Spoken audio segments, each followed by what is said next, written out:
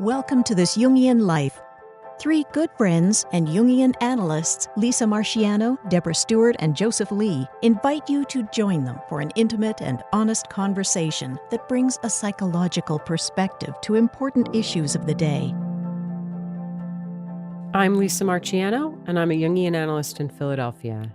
I'm Joseph Lee, and I'm a Jungian analyst in Virginia Beach, Virginia. I'm Deborah Stewart, a Jungian analyst on Cape Cod.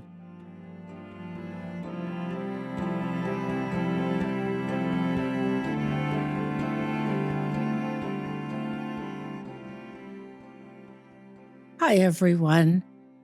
Today, Lisa can't be with us, so Joseph and I are going to do our best to talk about worry. Let's begin by setting forth some of the essential differences between worry and anxiety, which are often used somewhat interchangeably.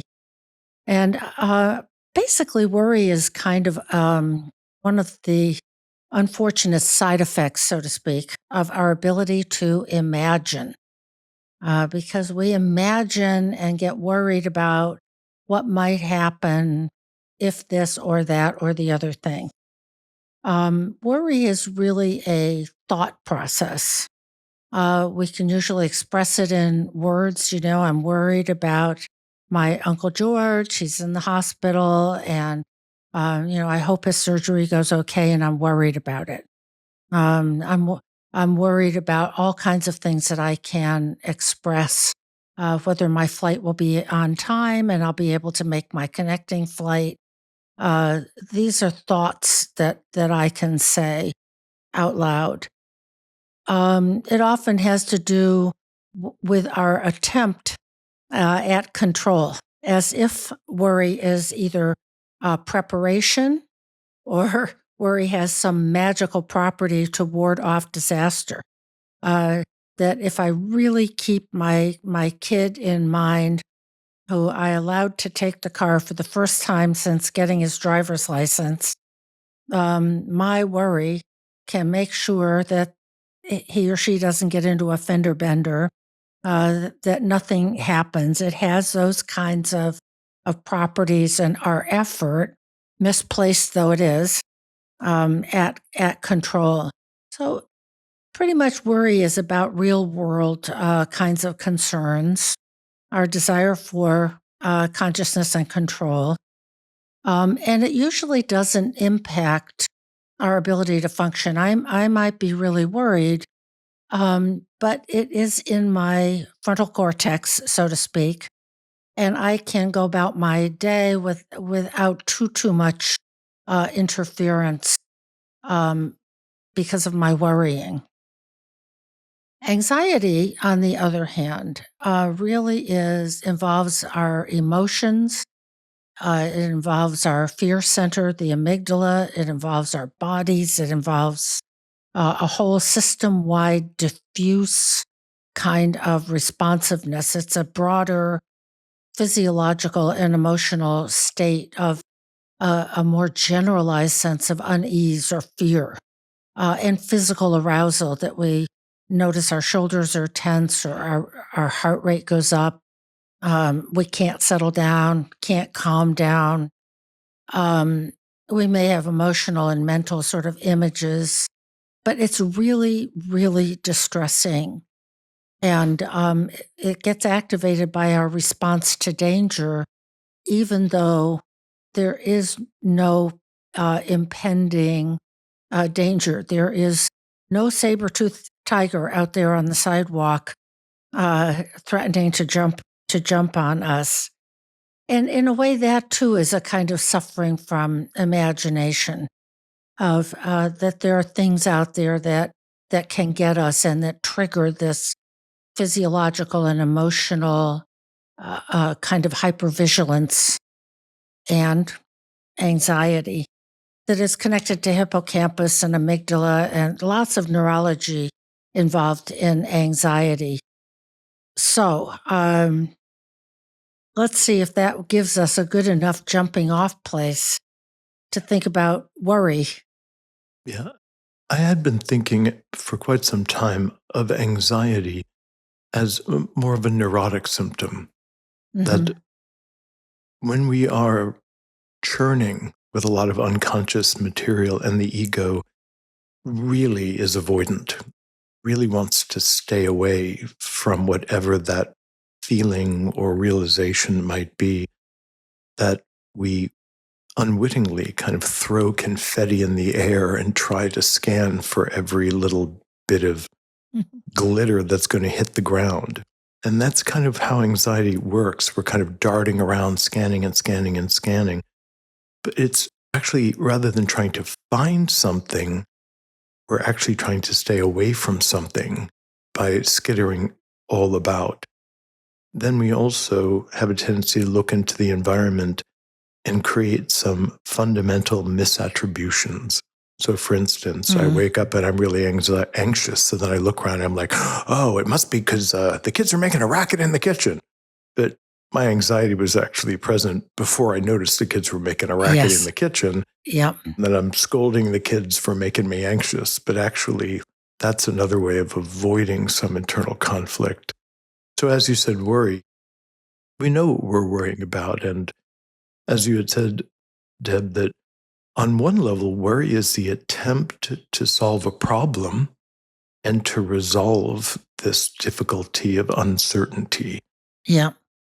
So your kid doesn't come home at 10, and that was the agreement. So then you begin running scenarios of, I've been there. but what if they had a car accident? Or what if this happened? Or what if they're stranded somewhere? Mm-hmm. Which is really, although it's distressing, you are trying to solve for potential problems. My women's retreat is going to be in Tuscany this August 10 through 16. On our itinerary is the Tomb of the Unknown Chariot, one of Italy's most fascinating Etruscan sites. Imagine standing in the hush of an ancient tomb, cold, wet stone surrounding you, as a chariot races toward the underworld, driven by a demon with flaming red hair. Further in, you'll find a three-headed serpent and a scene depicting a mysterious reunion taking place in the afterlife. Visiting the tomb, which dates back to the 4th century BC, really makes you feel like you're stepping inside an ancient myth. Excavated in 2003, it is one of the most important recent archaeological discoveries made in Italy. The fragile tomb is rarely open to the public and must be booked a long way in advance. But we have managed to secure private access for the Wellspring Women's Retreat. These local excursions will enhance the work we do together at the retreat, including fairy tales, yoga, and dream work. If you'd like to join us, please book your place soon, as there is now limited availability. The link is in the show notes. Yeah. And it's your example, which I and every parent of anybody who has ever had a teenager knows this one, of he's not home. Mm-hmm. Supposed to be home by midnight. Can't call him. No answer. No response. Texting doesn't work. You call the friend that he or she whose house they were supposed to be at. Or you call the place they said they were going to be. Is the movie out? Busted. But it is as if the focus on that, we do all the practical things we can think of, but it is as if it is actually useful.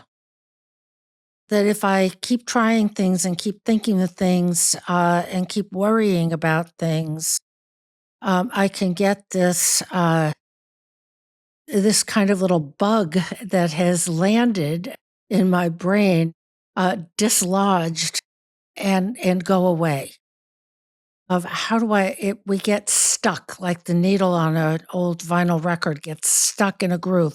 I can't get rid of it. So I try this and I think of that and I talk to my husband and is there anything else we can do? And maybe one of us should get in the car. He probably took this road. Maybe. Right. We keep running scenarios in our heads and it becomes this futile effort to find a certain solution or a plan of action. Exactly. Take action, do something about it. But it's a disorder in a way, or hopefully momentary disordered thinking of how can I solve this problem? This problem needs to be solved. Plus a little magical thinking of kind of warding off danger. If I'm really thinking about it, somehow I'll be able to see it coming and put up my hand, stop. Right. So we're worrying in an attempt to reduce our anxiety and also prevent the bad outcome, which is hovering around just at the edges, I once had a colleague who had a T-shirt because she was inclined to worry that said, "Worry is not preparation." Oh, nice. Yes. So that's what we want to think, is that somehow this is effective, and it really isn't. But we as human beings have horrible, awful, terrible time dealing with uncertainty. Exactly. And if someone has a strong intolerance for uncertainty, they're much more predisposed to worry frequently. Yeah. It's really sort of, kind of like our payback for having consciousness, imagination, and the ability to anticipate.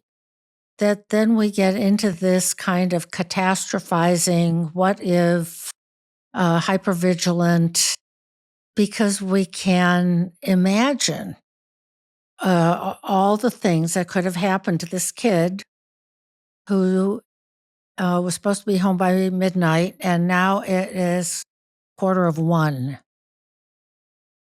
And we imagine what could have happened. And that's, that's a price we pay for our ability to think. Sometimes that's called catastrophizing. Yes. That may have been Albert Ellis who put that out. But we imagine worst case scenarios, and then we run those scenarios. Well, if I get that call from the cop, and oh my God, my kid's been injured, and then we'll race to the hospital, and then I'll pack a bag, and then I'll planning out contingencies. Yes. There also is productive worry. Like, productive worry is where a realistically appraised concern leads to a concrete solution or an action. I'm really worried about passing this exam. And then that leads me to create a study plan, and then I actually study. But that the worry that you won't do well, if it's harnessed to the right chariot, can kind of move you into a plan of effective action. So a little bit of worry can kind of tase our butts to kind of get us in motion. And if we're thoughtful about it, it could lead to something that makes sense. That's such a good thing. So it veers into motivation. There we are. And it's the old story of the carrot and the stick. And this is the stick. If you don't get your button gear, get those books down off the shelf and hit the books, you might not pass. You might not pass the test. It brings up a story from my early years of being a special ed teacher working with adolescents.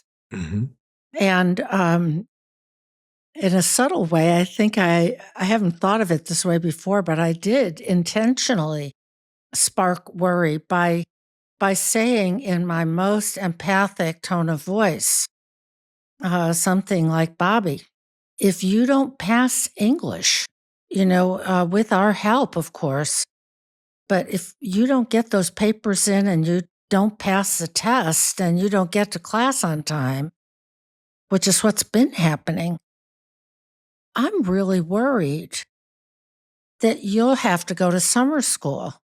Do you know how summer school works?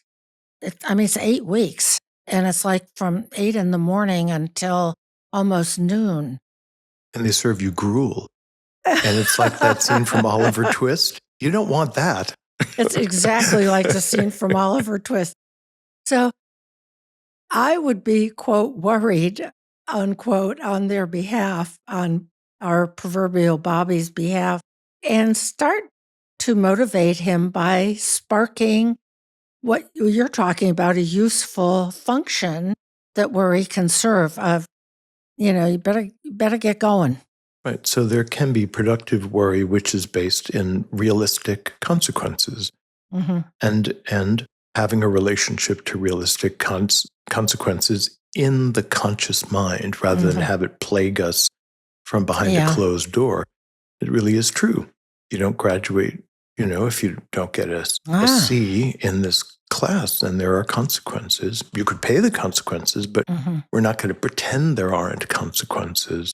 So that can be a productive worry, so to speak.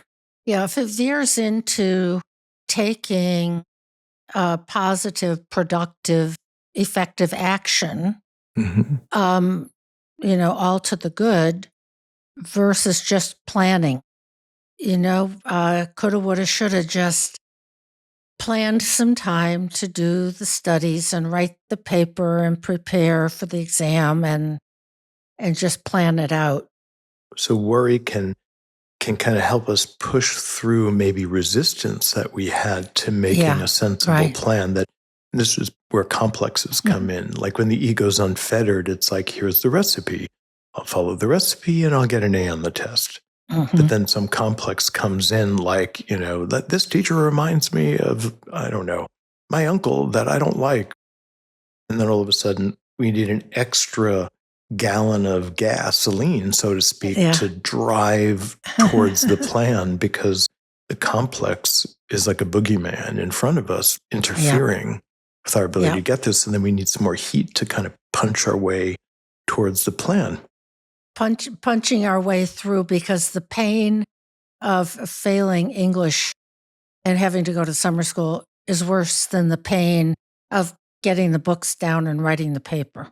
But let's go to the other side of what, I'm thinking of as an example of really unproductive, life-hindering worry, which is obsessiveness. Of having to check the locks 10 times, having to make sure you unplugged the iron. That is, if anybody still actually irons anything, or the turning off the stove of just, I can't let go. This thought process repeats and repeats. And people know that they're worried about something that isn't real. They know, but I already checked the locks 3 times. It's the demonic what if. What if I left the stove on? What if I whatever and whatever? Yeah. So that kind of veers back into anxiety, and really, these two things are sort of like a Venn diagram, those two circles that overlap, so that that section in the middle is both. And they both sort of mix around in some amorphous way where they're not well differentiated. Then we get into this unproductive worrying, which really takes us out of reality. When I think of those kind of worries, like, oh my God, did I turn the stove off?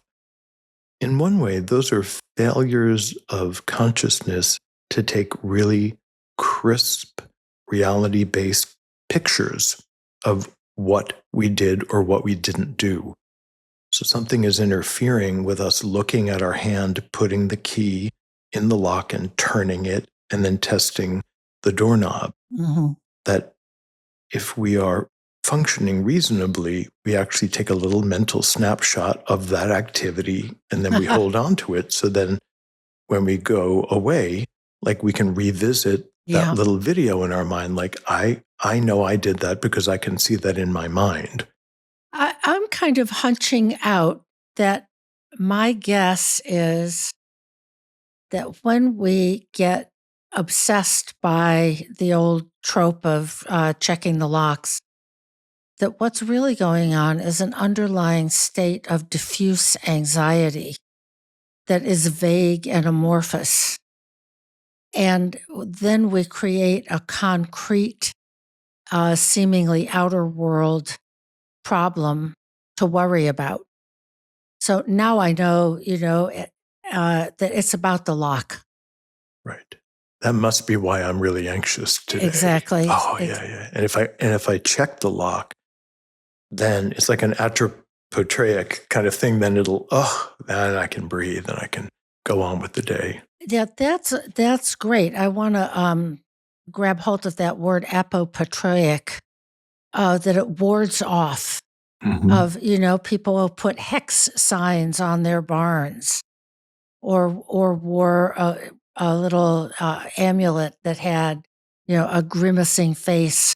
So if anyone were to give you the evil eye, it would ward that off. So it's preventive. And that's that wonderful $5 word apopatreic, that if I check again, if I'm vigilant, It'll protect me. don't worry, nobody will break into the house. But you're right. I mean, I think if you go back and then do something, like, let's say for the third time, just to make up a decent number of things, then you might engage your self-reflective capacity to say, wait a minute, and take that mental snapshot of, here I am, checking the lock, my hand's on the doorknob, I'm pulling and pushing. Yes, I see for sure and definitely in consciousness that it's locked. And then that could take us to, so what is underlying the seeming concern over the lock? It can't be the lock. Right. So then there's this reaching more deeply inside of ourselves to try to catch images, to catch some of the underlying fantasy that is causing this distress, which may have very little to do with what's happening in the outer environment. And I do want to look at the 12-step serenity prayer. And the reason is that is trying to manage this issue. God, grant me the serenity to accept the things I cannot change, the courage to change the things I can, and the wisdom to know the difference. Because often worrying has to do with not knowing that difference. Can I affect this? Can I not affect this? Should I just give it up into the hands of the universe, or should I roll up my sleeves and get involved? So this struggle we all have to know whether or not we are called to be involved in something, but even more importantly, would it even matter? Do you actually have any capacity to influence the outcome? And then consequently, if not, how do we step away? Yeah, I think it's hard to step away because we would rather worry, whether it's about the locks on the door or if I am waiting for a flight and it's delayed and I need to make a connecting flight. Yeah, we have to be vigilant. If I check my phone for constant updates on the flight, it is easier for me to feel worried and have something I can do to check my phone or check a lock or whatever it is, than it is for me to really go down deeper to the place where I'm just anxious in some kind, because the worry, having a phone that I can check or a lock that I can check, transfers it into a more comfortable realm of there's something I can do.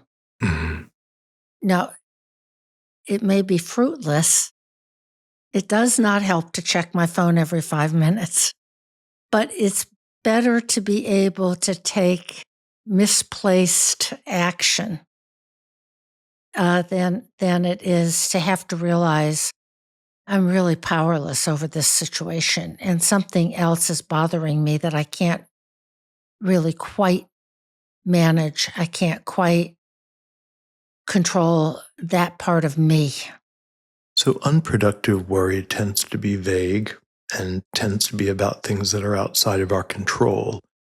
And so we keep, spinning and spinning like that little spinning wheel when your computer is trying to start, but it's not working. Yeah. And it's circling round and round. And you're like, the computer's worried about something clearly. Um, so exactly, kids supposed to be home by 12. It's 1. In a certain way, you can't really control if something's happened. I mean, you can, I suppose, over time control discovering what's happened, but there are autonomous forces that are at work, one of them being your teenage child. Oh, gosh. Which, that's part of the disturbance. It's like, I told them to come home at midnight. It's 1. Oh. And I can't control them. I can't control the factors to get them into the house because I think that's the right idea. So what do we do in the face of like, oh my gosh, my 16-year-old's making their own decisions and maybe they're terrible decisions? Unlike the decisions you and I made when we were teens that were always thoughtful and wise.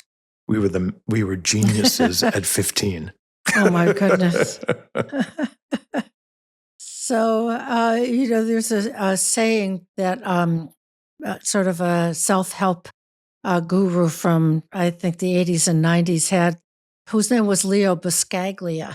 And he says, worry never robs tomorrow of its sorrow. It just only saps today of its joy. Oh, I haven't thought about him for a while.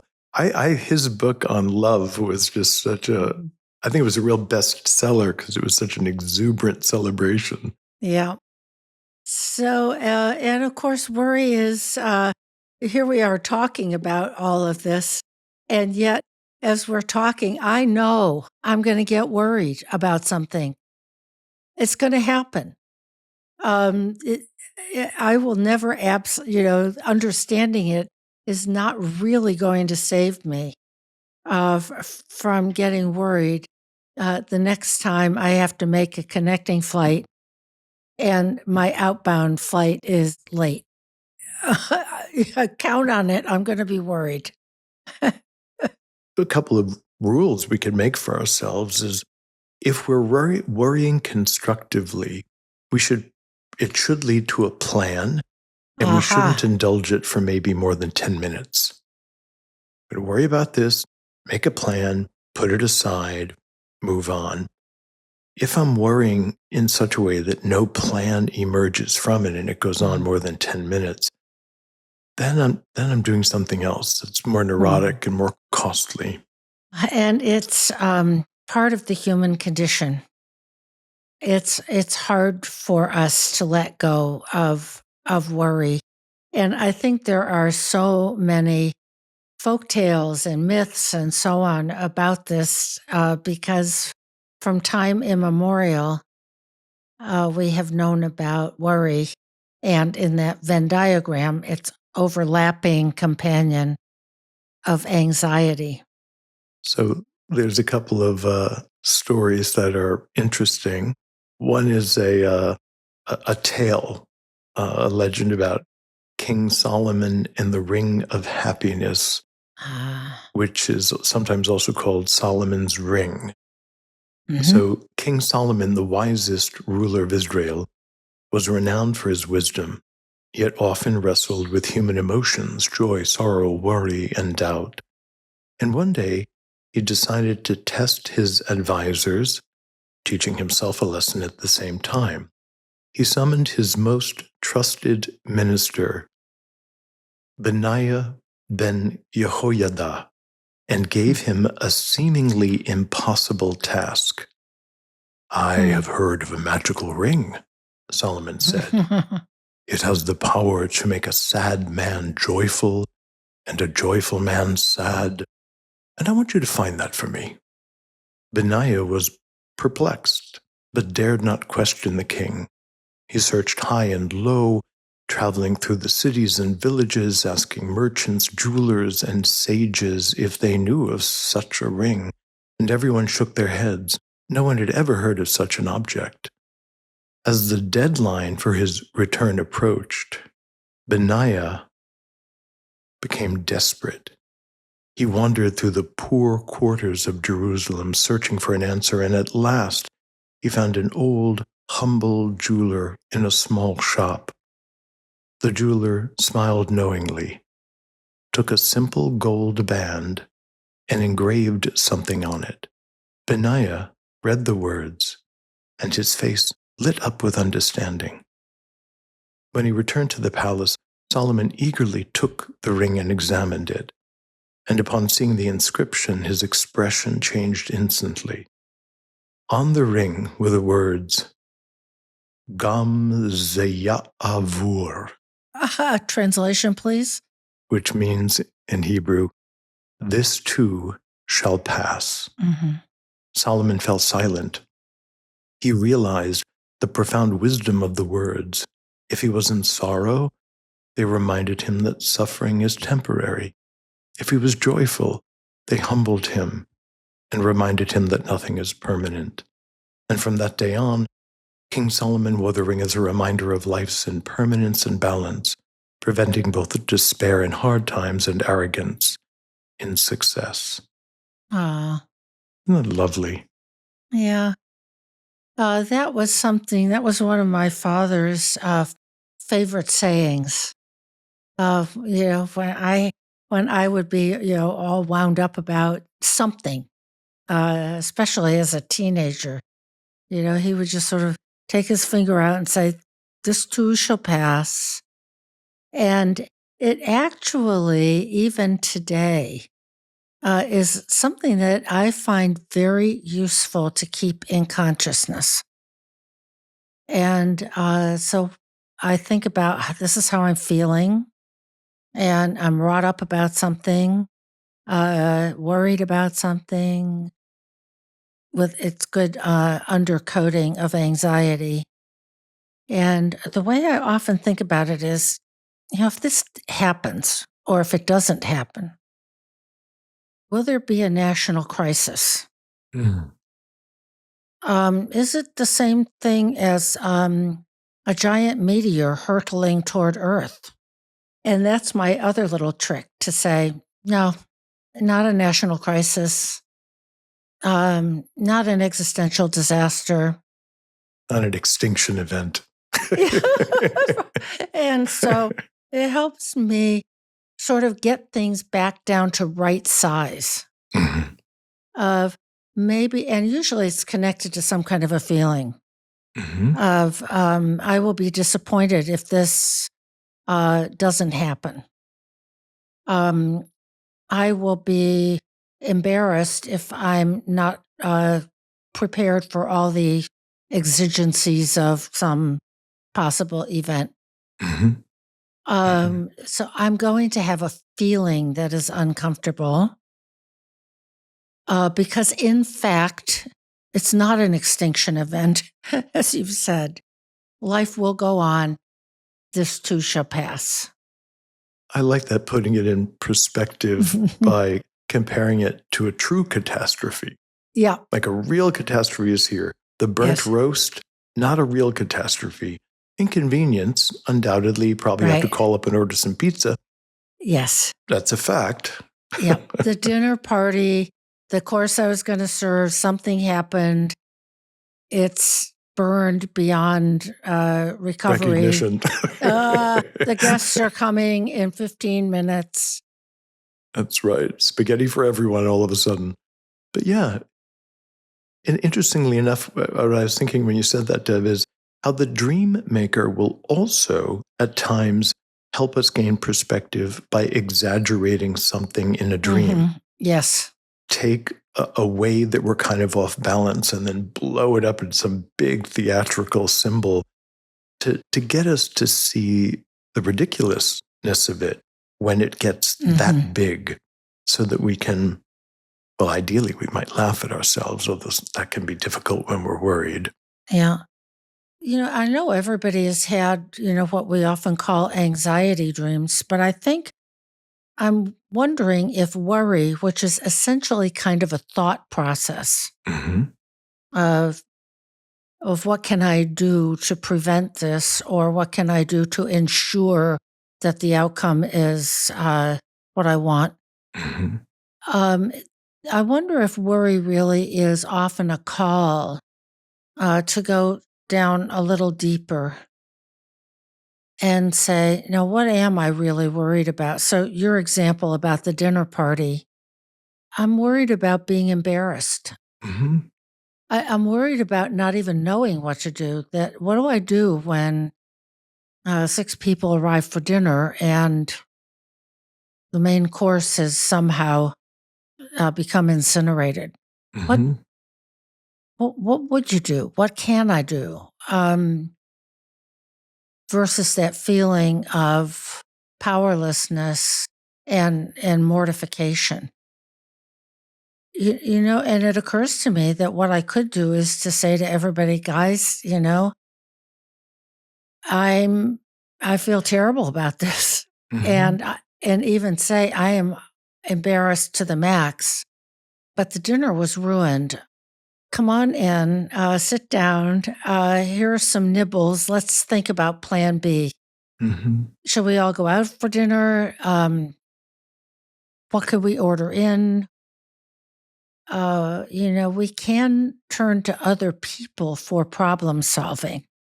I think that's really wise. When I think of times when I've indulged in worry, there is something isolating, lonely. It's a thing that we're doing Mm, alone, wringing our hands. That there is a kind of yeah, neurotic isolation yeah, in the fretting. yeah. I like that neurotic isolation. And what one of my past wise women mentors used to say is, if you've thought about something 3 times, a worry 3 times, and you cannot come up with a solution on your own, get support.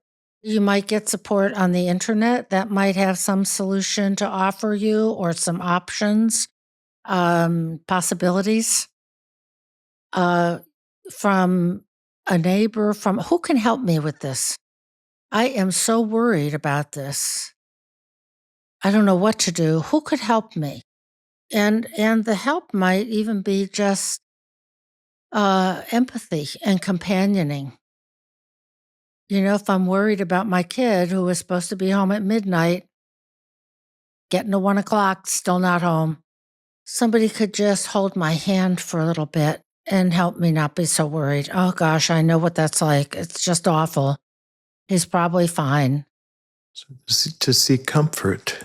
Yeah. Right. I will sit here with you and wait for that teenage beast to show his horrible little face at the door. And I've had that happen. We've all had it happen. I'm so relieved I could break down in tears and I'm ready to kill him. For putting you through it. Yes. Now that I know you're okay, I can kill you. It sort of goes like that. But get support. So the idea of puncturing the neurotic isolation is an old Freudian idea. And it Hmm. was one of the realizations that Freud had, that when people confessed their secrets, that just the confessing process alone seemed to free them up mightily. And sometimes that was even enough to get them to continue to move forward in some constructive way, because the isolation in and of itself keeps the tempest in the Mm-hmm. teapot going and going and going. Yeah. So sharing the worry sometimes can be really helpful, as Right. well as then perhaps receiving some kind of comforting co-regulation, some Yeah. containment from the other person. The other thing I think that can help is sometimes to imagine, and then what? The dinner guests come, the main dish is inedible. And then what? And then what? Well, let's see, nobody's going to die. And then what? Well, then I'll feel a certain way. And then what? Well, somebody might come up with an idea. Mm-hmm. people might be empathic and go, oh my God, isn't that too bad? Oh, you poor thing. But usually, this kind of catastrophizing leads to, a feeling, an uncomfortable feeling. It's really the uncertainty and how bad we feel in uncomfortable and bad. So I like what you're doing there, which is kind of pressing the fantasy a little bit beyond. Mm-hmm. So, like dreaming the nightmare forward, so to speak. Yeah, right. Because worrying often is a very tight kind of circle. Yes. What if the roast is burned and then it's burned? But what if it burns and then it really burns? And it doesn't kind of move beyond that. Mm-hmm. Just as you said, okay, so the roast is Right. burned. I open up the window. I fan out the smoke. Open up the door. I throw the roast out. The guests arrive. I tell them the dinner was ruined. Somebody says, blah, blah, blah, there's a new restaurant. Then we all get in the car and then we go to the restaurant. To imagine a life beyond the consequence that you think you cannot tolerate. Exactly. Which, of course, is always a fact, frankly. Yes, it is. And even if the consequence, that your worst fear comes true, and there was a car accident, you have to go to the hospital. Well, then you go to the hospital, and then I'll see my child, and then I'll take care of them, and then we'll meet with the doctor, and then life will go on. But it's as if the unimaginable catastrophe will be beyond my power to cope. And I can feel my own sort of teariness about this. Yeah. Because we once did get such a call. Yeah. And of course, we cope. That's simply what has to happen. That our suffering is part of our lives. Yeah. And that if we had perfect memory, we would have a long story of sufferings and overcoming sufferings and adaptations and wonderful things and bad things that have happened. And here we are alive today, such as we are. Yes. And we go and hopefully can grow through most things. But one thing is for sure, fruitless worrying doesn't help anything. It does not. It does not. It's costly, actually, because fruitless worrying can also make us numb to certain factors and facts that are in the environment that we really do need to be paying attention to. It makes us powerless and motionless. We, in the old fight, flight, freeze thing, I think worry tends to be in the freeze category of like, I'm just so worried about this. I'm just so worried about this. And we just get stuck in this endless feedback loop of what if, maybe I'll do this, maybe I'll do that. I know for a lot of women, one thing you do when you really can't do anything at all is clean up the kitchen. Get that cutlery drawer cleaned out. That's where all the crumbs always fall. Because it's comforting to take some kind of action rather than nothing at all, which, I'm thinking about somehow making a segue to the story of Damocles' sword. Mm-hmm. And the story as it goes, you can help me out here, is that there was a king and he had a courtier who was a flatterer and so on, and said, oh, king, you have everything. You have a beautiful palace and riches and fine robes and, this and that and the other thing. What a glorious life you're leading. And the king says, oh, really? You want to spend a little time in the similar kind of state that I often live in? And he says, oh, yes, king, that would be great. And so the king moves him into the bed chamber and has him lie on the bed. And there he sees above him a razor sharp sword. dangling by one single strand of horsehair. So the courtier freezes. I don't dare move. I don't dare move. If I move, something will jangle the sword. I'll make a little, breeze, and the sword will start to dangle, and then it will drop, and it will drop on me, which is a great image of don't move when you're in perceived danger versus why didn't he shout out for somebody to come and help him? Mhm. Hey, somebody get in here. I think that this story, it has to do with holding tension, because Aha. worrying is, in a way, a failure to hold the tension, to hold it, contain it, versus being overcome by it. So for the king who's the king of Syracuse, Dionysius II, to sit on the throne, to make the decisions that a king has to make, good, bad, or indifferent, to hold the tension of the terrible responsibility of running a country or running a kingdom, means that one has to be able to function well with a lot of tension and repercussions around oneself. And I think we are often impressed. We see people that run very large corporations or run parts of our government, and we think, God, that's very stressful. Who would want that job? And it takes a certain kind of person to have the sword of Damocles hanging above them, knowing that, if they mess up or they don't see something correctly, there are consequences. Yeah. Or even if there are things that happen that are beyond their control, market forces. Mm-hmm. I remember Blockbuster, where you went to a big store to rent a video to play at night. What happened to Blockbuster? What happened to the CEO who might have managed it brilliantly, but market forces created, streaming. And so that happens. So uneasy lies the head that wears the crown. And in some sense, we all wear the crown, whether it's household management or, some kind of big company.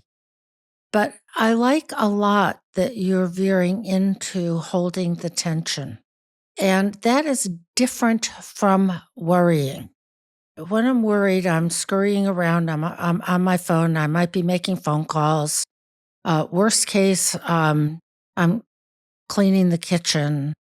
I'm taking action that doesn't yield actual results in an attempt to discharge an uncomfortable feeling, agonizingly uncomfortable feeling, versus what would happen if I could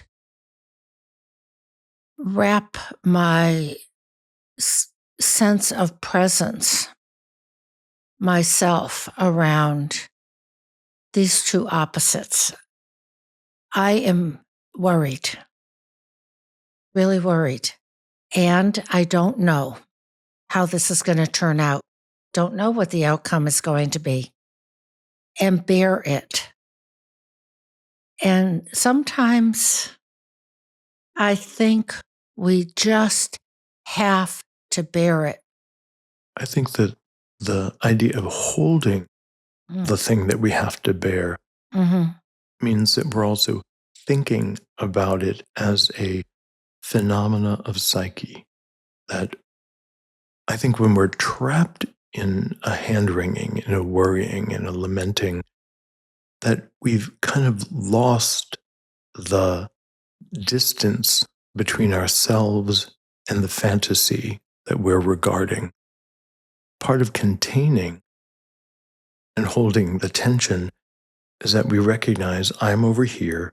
The fantasy, the negative fantasy, is a little bit away from me on a kind of mental movie screen, and that I can regard my worry as a fantasy and ask other questions about it.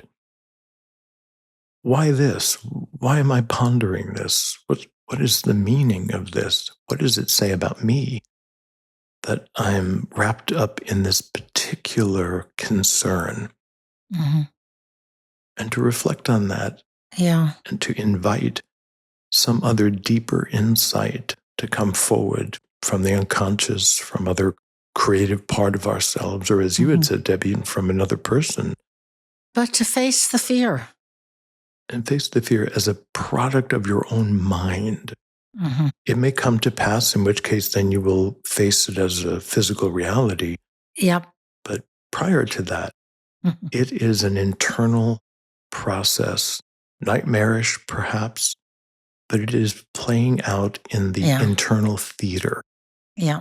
And to know that is to begin to contain it in the proper realm that itself. It's anticipatory. It hasn't happened yet, so you really don't know. And to be able to, as you say, sit with this and feel the feelings. If my flight is delayed and I miss the connecting flight, and there was some event that really depends on me getting there on time, then that's that. I think so many of these things are always undergirded by feelings, and we want our minds and our capabilities to have control. I'm going to share a little poem by Wendell Berry, who it was an incredible essayist, naturalist, advocate. And after I read it, there's a particular phrase that has been ringing in my mind as we were talking, which is where I want to go. When despair for the world grows in me, and I wake in the night at the least sound, in fear of what my life and my children's lives may be, I go and lie down where the wood drake rests in his beauty on the water, and the great heron feeds. I come into the peace of wild things, who do not tax their lives with forethought of grief. I come into the presence of still water, and I feel above me the day-blind stars waiting with their light. For a time, I rest in the grace of the world and am free. The sentence that was ringing as we were talking is, the peace of wild things who do not tax their lives with forethought of grief. Yeah. Forethought of grief. Yes, that's the worrying. Yeah. That takes us full circle back to where we started, as that worry is a side effect of our ability to imagine, that we have the capacity to imagine the future. And it often serves us very well. If I do this, then that is likely to happen. And I therefore, don't do something that's really foolish, such as, go out poorly dressed for a winter day, let's say. But other times it doesn't serve us. And we engage in unnecessary forethought, usually ending in disaster. When we're worried about it, we're not imagining the happy outcome. We're imagining worst case. And so taking control of ourselves, observing our cognitive process, questioning it, making a plan if we can, abandoning the thought stream if we can't, discerning what we can change and what we can't change. All of this is clear, discriminating thinking. And that is helpful around our neurotic worrying, as well as sharing it with somebody else to help us get a different perspective, to see ourselves perhaps, or see the circumstance in a slightly different way.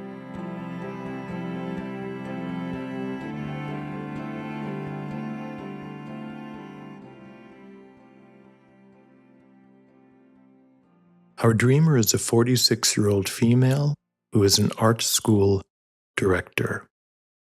And here is her dream. I'm traveling with 3 other people in some kind of vehicle, and I'm riding in the back seat. The driver is driving on the right side, although I live in the US and have never lived in a country who drives on the right. The 2 people in the front seat work at the place where I am the executive director. They have friction in their relationship to one another. In this dream, though, that seems resolved. We're passing through a narrow passage, and I decide it's best if we walk. So I get out and down, and I have bare feet. I'm comfortable until someone else points out that they are doing construction here, and it might be dangerous to walk in the sawdust. I look for shoes, but only find a pair of Victorian-looking booties that are too tight and have heels, inappropriate and awkward for this short passage. Suddenly the dream changes, and I'm in a store where everything is on sale, and I realize that all my personal clothes and shoes were here, and they have been removed. I understand that it is because I've done something wrong, and I accept that, and go to find them to take them with me. I find a room that's been cleared out except for a few articles of very nice high-quality vintage designer clothes. I throw as much as I can into bags that are lying about, and am hurrying to leave with what is left of my belongings. As I leave, there are 3 security guards who have since closed the store and turned the lights out and are waiting for me. I make a run for it into the hallway and wait around the corner to try to knock one of them out with a telephone receiver. At this point, it becomes kind of slapstick, and I understand it's all a joke, just theater. For context, the dreamer writes, I had this dream at the end of a needed week-long vacation. I'm feeling detached and passionless about my job and have felt increasingly so about my vocation as a whole for years. The current job I've been in for 2 years through the pandemic, but have been an arts administrator for 15 years. I'm in California, which I love, and am longing for a different life, but don't know how to make the right series of decisions to make a permanent change. The main feelings in the dream were mostly along for the ride, or acceptance and contrition, but woke up more puzzled by this dream than usual, lying awake and trying to get back into it with little success.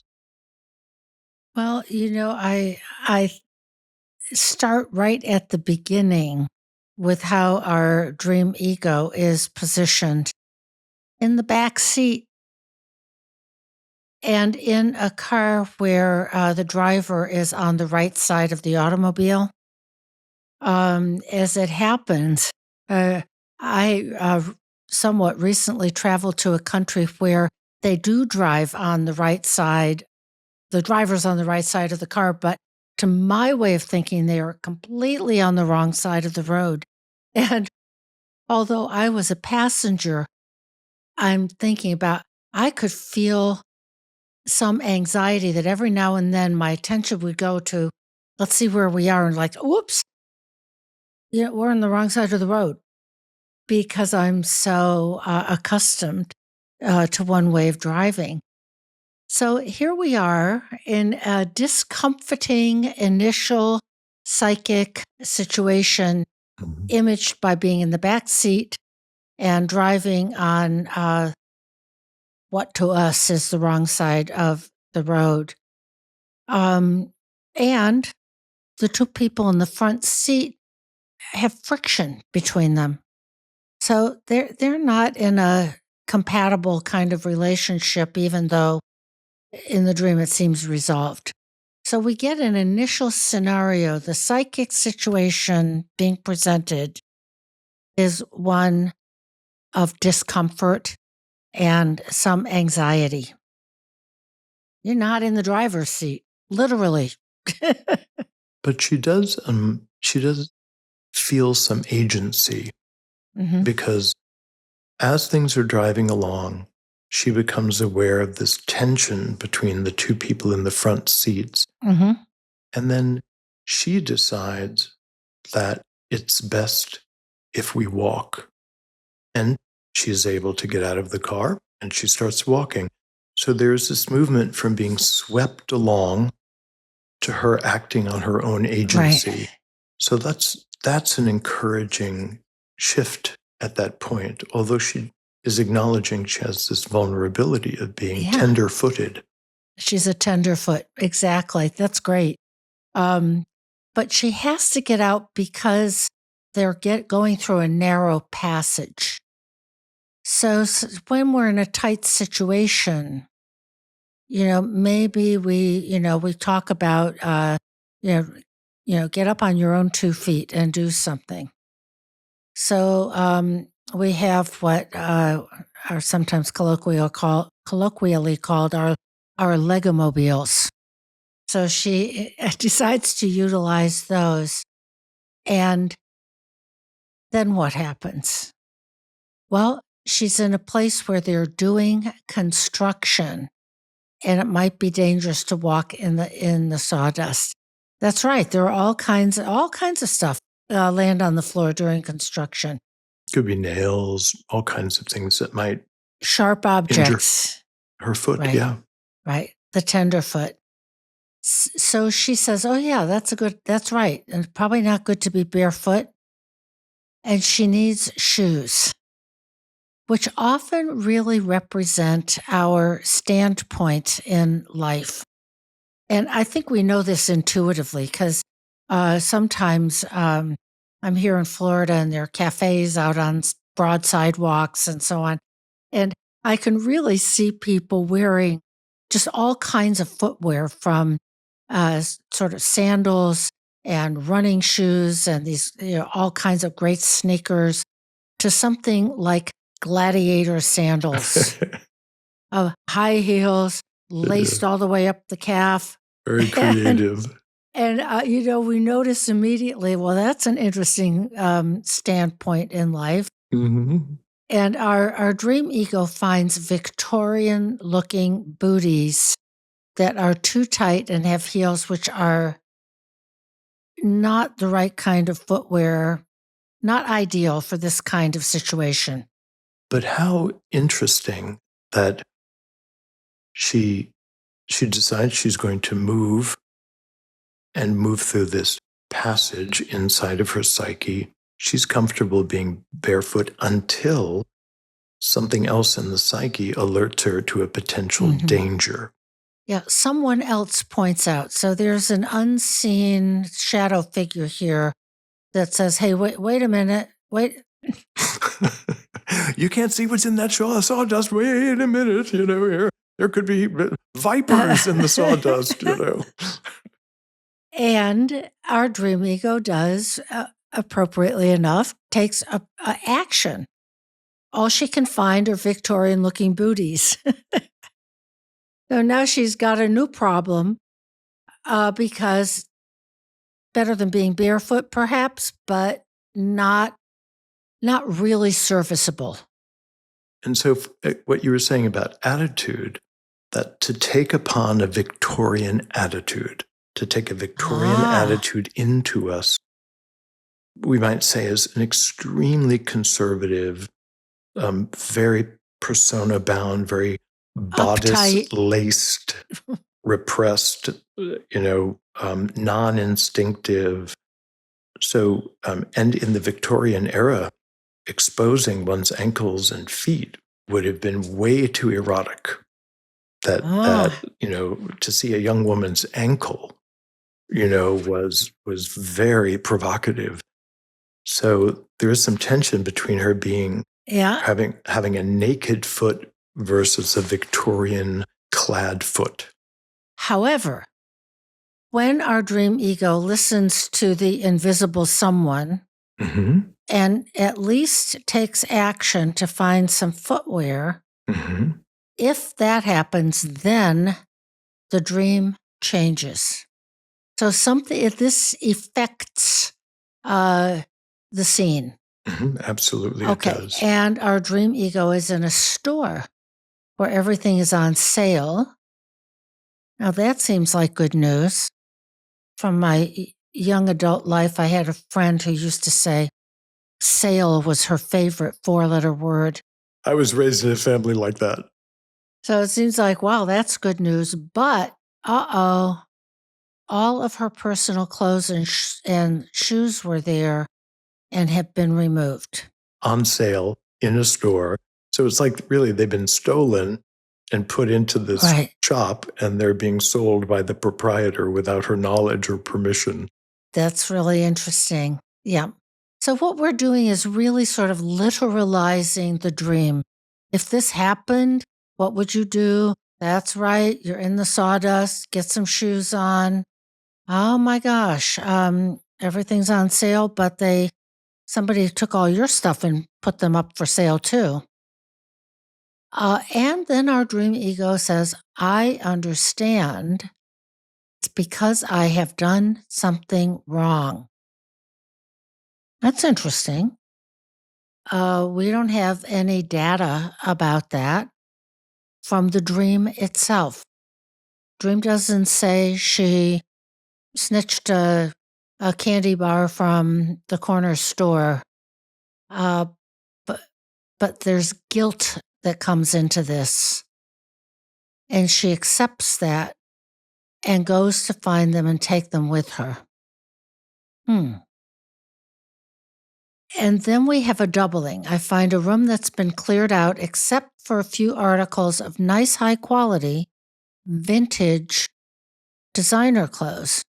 So where previously her footwear was Victorian with its usual association, as you said, Joseph, to sort of this uptight, overly proper, constricted attitude. Mm-hmm. Now they're old, but vintage, which has positive connotations now. Mm-hmm. And they're designer clothes. And she scoops as much as she can into bags that are lying around, hurries to leave with what's left of her belongings. So this seems like, wow, this story's going to have a happy ending. Whew, relief. No, not yet. Sorry. And the last part I find interesting because I've been spending a lot of time thinking about the difference between the dream ego's interpretation versus the actual facts of the dream. So she realizes that her belongings have slipped out of her ownership, slipped out of her control. They're being distributed, sold. She's gathering them back up, stuffing them into a bag. The security guards have closed the store. They're turning the lights up, but they're waiting for her, which is what someone would do. It's like, we're closing up. It's time to step out. Right. She interprets that as threatening enough that she's got to evade them, and she's planning on knocking one of them out with a telephone receiver, which must be a telephone receiver from like 1950. Yeah, exactly. We are talking vintage. It's got to be heavy enough to be a weapon. I don't think my iPhone would knock somebody out. And then it becomes kind of slapstick, which is really, I think, the whole gift of the dream is the change of attitude. Is that it starts with a particular tone and a journey, and she's passive. And then in the end, it becomes mirthful. That this running around, trying to find her clothes, and trying to take back something that has fallen out of her hands, which Jung would also call the regressive restoration of the persona. So she's going through a passage in her life, right? She's in that world of Janus, the two-faced god of portals and doorways. Yeah. You enter into a threshold, something happens, and you exit a threshold. So she was going to go through a passage. She discovers her feet are bare. What I would suggest, seeing the dream, is had she tolerated the risk of moving through this passage, given there may be things that she can't predict, she might have successfully come to the other side. But I think of one of the complexes starts fretting. Yeah. But what about this? You don't have the right equipment. Don't keep walking forward to this new attitude or a new career or a new life. You need the right equipment. Even take the passage. And the only thing laying around in this construction site are Victorian booties, which are laying around in most construction sites, apparently. Oh, yeah. Construction sites are notorious for being strewn with Victorian booties. Absolutely. Those construction workers walking around those tight, high-laced, Victorian shoes. And then all of a sudden, she's frantically trying to recover old things. Yes, that's right. And clutch them back to herself. And then she's going to smack somebody around with a telephone to make sure that they don't take away her old stuff. So in a way, and our dream ego and presumably dreamer get it at the end, the dream sort of sends her on a wild goose chase. Okay, it's a tight passage. Get out and walk. Don't walk through all the sawdust on the construction site. Get some shoes on. Oh, try on these Victorian booties with high heels. And I like that image of she's in a store where everything is on sale. Well, the merchandise that is put on sale is the stuff that didn't sell. Exactly. Nobody wanted to pay full price for it, so now it's overstock, and we slash the price. It's half price. Let's just get it out of the store. And that's a lot of your stuff. Surprise, surprise. Dream ego. Look at that. This is where your belongings have wound up. Is it worth frantically stuffing into a bag and taking with you? Yes. Maybe should have been left behind as you walk forward through the passageway to what lays before you.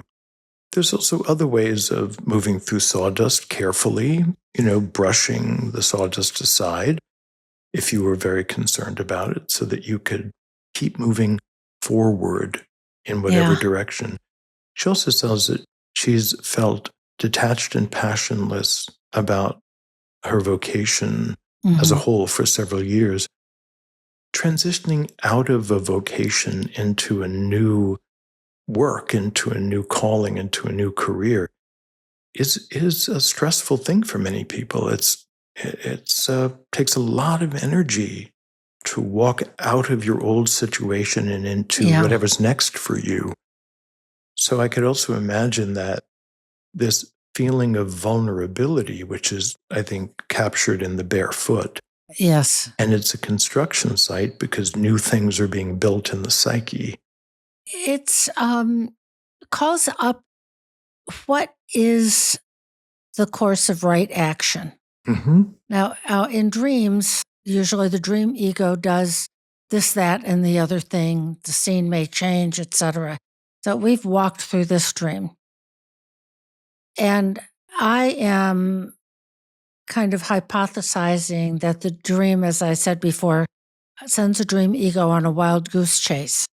And that at the end, the dream ego kind of gets it. Hurrying and scurrying and trying this and doing that is just slapstick and theater. And that makes me wonder about whether the concern about career and vocation calls for an inner adjustment or an outer world adjustment. Our dream ego is really busy doing outer world adjustments. Get out of the car, walk through the construction site, find some shoes, get to the store, throw your stuff in a bag, bop the security guards on the head with a telephone. Lethal weapon it is. Right? Really sort of Keystone Cops kind of scurrying around. Yep. And I wonder if, oftentimes when we are working with people in our consulting rooms of like, wait a minute, is it your attitude toward the job or are you really in the wrong kind of career? And the dream points to it's an inner attitude of getting so busy and racing around that was the problem. If this were my dream and I were to go back in active imagination, I would be curious to come to the narrow passage and risk also just walking forward. Just see what happens. Yep. Go through the construction site, discover what's being constructed, what's on the far side of the passage when it finally opens up. Go into the unknown a little bit. I think she never really gets through it. Yeah, exactly. And if I were to do an active imagination, I would imagine just staying in the car. Interesting. Because nothing bad is happening. The driver is driving on the right side of the car, on the left side of the roadway, which is discomforting, but nothing bad is happening. She doesn't say, we're about to bump into something. Then she says the two people in the front seat work at the place where she's the executive director. They have friction in their relationship, but it seems in the dream to have been resolved. Yeah. So I think I might just say, could I just relax? See what happens. Yeah, let's stay in the car. I want to see where it's going. So to kind of back out of the frantic reclaiming of the old clothing. Right. Get back into this little capsule that you're in and is transporting you to something new, at least. You can also, in active imagination, query the driver. There's a lot of curiosities that can be explored in active imagination that, of course, didn't occur to us in the dream. Yes, and that's what we have the possibility to do when we dream the dream on. You can seize hold of almost anything and imagine your way into it. And then what would that feel like? So it's well worthwhile. It deepens our participation in what the dream maker has offered us.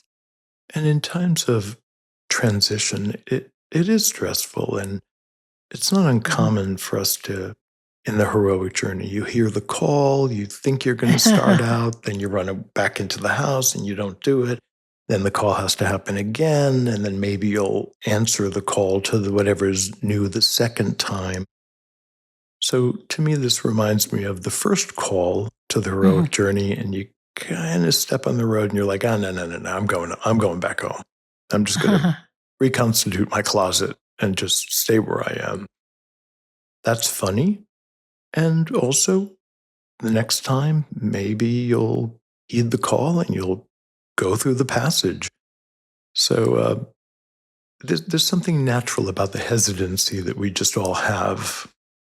But to dream the dream on gives our dreamer and all of us a chance to explore various alternatives and to engage basically in sort of a process of discernment by trying things on imaginally. Yeah. What if this? What if I stay in the car? What if I do this? What if I don't? What if I walk through the construction site barefoot? What if? So we refer you, dreamer, to yourself and your own dream maker and imaginal capabilities. Indeed. Thanks for listening. To submit a dream, suggest an episode topic, or join our mailing list, visit our website, thisjungianlife.com. If you enjoyed this episode, give us 5 stars and a good review on Apple Podcasts, Spotify, or wherever you get your podcasts. Subscribe to our YouTube channel and make sure to click the notification bell to be alerted whenever we upload videos.